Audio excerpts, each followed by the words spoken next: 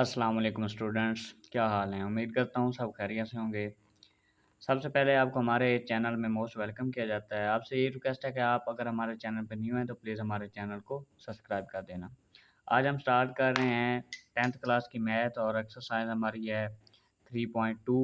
Question number 1 है, बहुत ही आसान सी है, इंशाल्लाह आपको समझ आ जाएगी।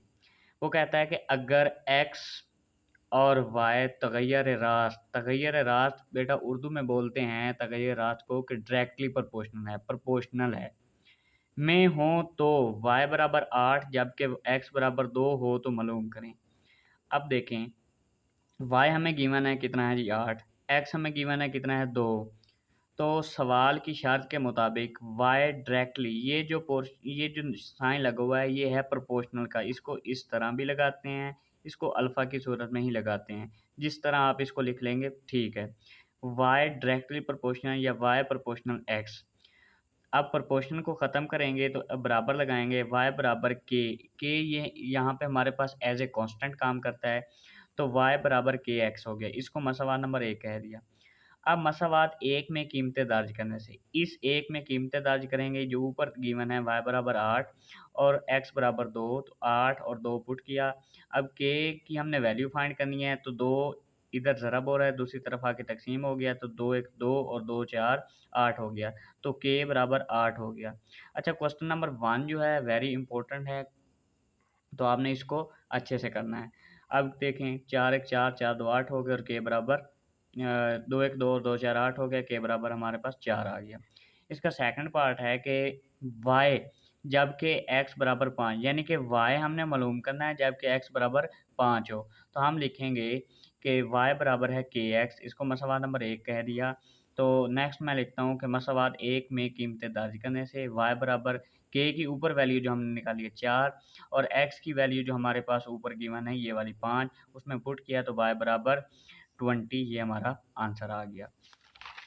नेक्स्ट है इसका थर्ड पार्ट कि x मालूम करें जबकि y बराबर 28 हो। अब देखें, मसवाद 1 में इसको मैंने क्या कहा, y इज इक्वल टू के एक्स, मसवाद नंबर 1 है दिया इसको। मसवाद 1 में कीमतें दर्ज करने से y बराबर 28 है तो 28 लिख दिया, k हमने पीछे निकाला है कितना है 4, वो 4 लिख दिया, इंटू एक्स लिख दिया। अब देखें ये 4 इधर ज़रब हो रहा है, दूसरी तरफ जाके तकसीम हो जाएगा, तो 28 बटा 4 4 1 4 4 7 28, तो x बराबर हमारे पास 7 इसका आंसर आ गया। उसके बाद जी क्वेश्चन नंबर 2 है कि अगर x, देखें x डायरेक्टली प्रोपोर्शनल y हो और y बराबर 7 जबकि x बराबर 3 हो तो मालूम करें। बड़ा इंपॉर्टेंट क्वेश्चन है।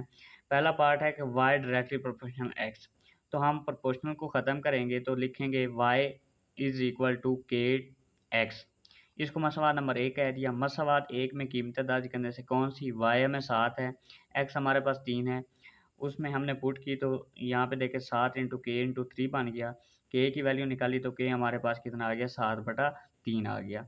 इसका सेकंड पार्ट है कि x जबकि y हमें 35 दिया गया है और y जबकि x बराबर 18। इसमें दो क्वेश्चन हैं, देखें, एक हमने ये मालूम करना है कि x मालूम करना है जबकि y बराबर 35 हो, और दूसरा हमने y मालूम करना है जब x बराबर 18 हो।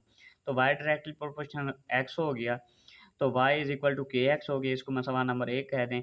मसवाद 1 में कीमतें दर्ज करने से y हमें कितना है जी 35 है, जिसमें x निकालना है, k हमारे पास ऊपर निकाला हमने 7/3 है, वो हमने पुट किया, तो वो 7/3 इधर ज़रब हो रहा है, दूसरी तरफ जाके उलट गया, तो 35/3/7 हो गया, 7 1 7 7 5 35, तो x बराबर 3 ज़रब 5, तो x बराबर कितना हो गया 3 5 कितना होता है 15 हो गया। ये हमारे पास एक का आंसर आ गया। अब हमने निकालना है y जबकि x बराबर हो 18, y इज इक्वल टू के एक्स हो गया, y इज इक्वल टू के की वैल्यू हमने निकाली है 7/3 और x उसने गिवन है कितना 18, वो पुट कर दिया, y इज इक्वल टू 7/3। अब देखिए 3 1 3 3 6 18 हो गया, तो y इज इक्वल टू 7 ज़रब 6, तो y इज इक्वल टू 42, ये आंसर हो गया। क्वेश्चन नंबर 3 है कि अगर r डायरेक्टली प्रोपोर्शनल t हो और r बराबर 5 हो जबकि t बराबर 8 हो तो r और t में मसावात मालूम करें। नेज़ r मालूम करें जब r बराबर 64 हो और t मालूम करें। जबकि आर बराबर 20 हो। अब देखिए क्वेश्चन को उसने घुमा फिरा के दे दिया, तो आपने परेशान नहीं होना। सबसे पहले आपने लिखना है आर, इधर देखें आर कितना है जी 5 हो गया, टी कितना है जी 8 हो गया। उसके बाद आर डायरेक्टली प्रोपोर्शनल टी हो गया, आर इज इक्वल टू के टी हो गया। प्रोपोर्शनल को ख़त्म किया तो हमारे पास के आ गया। अब देखिए इसमें कीमतें दर्ज कर दें, के इज इक्वल टू कितना हो गया, आर हमारे पास 5 हो गया, टी हमारे पास 8 हो गया। यहाँ से हमारे पास के निकल आया 5/8। अब हमने मालूम करना है कि वो क्या कहता है, आर और टी में मसावात मालूम करें। तो आर इज इक्वल टू के टी हो गया, आर हमने वैसे का वैसे निकालना है। अब देखें टी उसने दिया है कितना है जी 8 दिया है, तो के हमने ऊपर निकाला है 5/8 हो गया, टी स्क्वेयर यहाँ पे है, टी स्क्वेयर आना है तो 64 हो गया। आर ये 5 एक 5, अब 8 एक 8, 8 8 64, 5 8 8 ज़रा 5, 8 ज़रा 5 ज़रा 8, आर बराबर कितना हो गया हमारे पास, यहाँ पे देखें 8 8 64, 5/8, तो 5 ज़रब 8, तो आर बराबर हमारे पास 40 हो गया। अब हमने आर निकालना है, जबकि हमने क्या टी निकालना है, पहले हमने आर निकाला है, अब हमने टी निकालना है जब आर हमारे पास कितना हो 20 हो। तो 20 के की वैल्यू ऊपर निकालिए 5/8 टी हो गया। उसके बाद जी 20, उधर हमारे पास 5/8 था, तो इधर हमारे पास 8/5 हो गया। ज़रा 8, अब 5 एक 5, 5 4 20, इधर हमारे पास टी है, इधर भी हमारे पास टी है, तो 4 ज़रब 8 कितना, टी बराबर 32। ये हमारे पास आंसर हो गया। ये पीछे ही उसका पार्ट हो गया कि R is equal to T square था। नेक्स्ट जी क्वेश्चन नंबर 4 यहाँ स्टार्ट होता है कि अगर आर डायरेक्टली प्रोपोर्शनल हो टी और आर हमें कितना हो 8, जबकि टी हमें हमारे पास हो 3 हो, तो आर मालूम करें जबकि टी हमारे पास हो 6। अब देखें यहाँ पे हमारे पास आर गिवन है, टी गिवन है। नेक्स्ट हम लिखेंगे आर डायरेक्टली प्रोपोर्शनल है टी स्क्वायर की, तो प्रोपोर्शनल ख़त्म किया तो आर इज इक्वल टू के टी स्क्वायर हो गया। आर की वैल्यू पुट कर दी, टी की वैल्यू पुट कर दी, 8 इज इक्वल टू के नाइन हो गया। के की वैल्यू हमने फाइंड की तो हमारे पास कितना हो गया 8/9 हो गया। अब देखें 8/9, उसके बाद आर हमने फाइंड करना है, तो आर फाइंड करने के लिए हम क्या लिखेंगे, आर इज इक्वल टू के टी स्क्वायर, जो हमने ये चीज़ निकाली है इस मसवाद से। आर इज इक्वल टू के की हमने ऊपर वैल्यू निकाली 8/9, वो पुट कर दी। टी की वैल्यू उसने यहाँ पे देखें, टी उसने कहा था कि टी कितना है 6 है। अब हम वो वाला 6 यहाँ पे पुट करेंगे, तो 6 टी स्क्वायर है तो 6 का स्क्वायर हो जाएगा, 36 हो गया। 9 एक 9, 9 4 36 हो गया, 8 ज़रब 4 32, आर इज इक्वल टू 32 हो गया। उसके बाद ये क्वेश्चन नंबर 5 है, इसका वेरी इंपॉर्टेंट है। अगर v is equal to R cube और v हमें 5 है, दिया गया है, r हमें 3 दिया गया हो, तो r मालूम करें।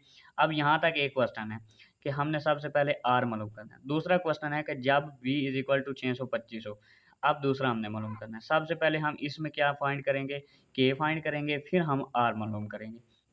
v इज इक्वल टू किसके डायरेक्टली प्रोपोर्शनल है, आर क्यूब के। अब यहाँ पे हमारे पास v गिवन है, आर हमें गिवन है। v डायरेक्टली प्रोपोर्शनल है, प्रोपोर्शनल को ख़त्म किया तो v is equal to K are square हो गया।